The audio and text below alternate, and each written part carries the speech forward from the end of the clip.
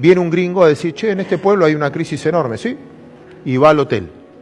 Y habla con el conserje del hotel. Contame cómo viene. No, venimos de, no sé, por lo que fuera, estamos todos en venta. Bueno, me voy a quedar una semana acá y voy a aprovechar esta crisis para comprar cosas baratas. ¿Cuánto vale la habitación? Me voy a quedar una semana. Y si se queda una semana, te cobro $100 la semana. Hecho. Le deja los $100 arriba del mostrador. Cara grande, ¿no? Los $100. Deja los $100 arriba del mostrador. Va a conocer la habitación. Si me gusta la habitación, me quedo.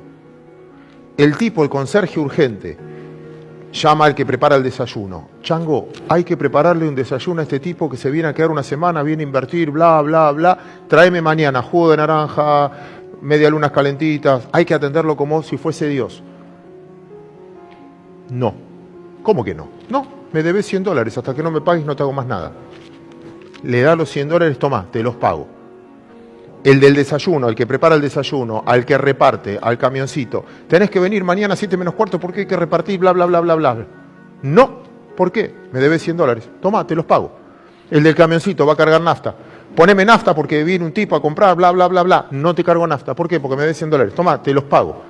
El que carga nafta va a la prostituta del pueblo. Tengo un dato para pasarte espectacular. Viene un señor que se queda sola una semana en el lugar.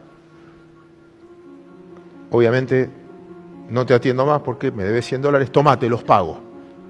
Va la prostituta al hotel. Habla con el conserje. Me enteré que acá viene un gringo. Reservame la habitación de al lado del gringo. No, no te reservo más nada. Me debes $100. Los mismos $100. Toma, te los pago. Baja el gringo. No me gustó la habitación.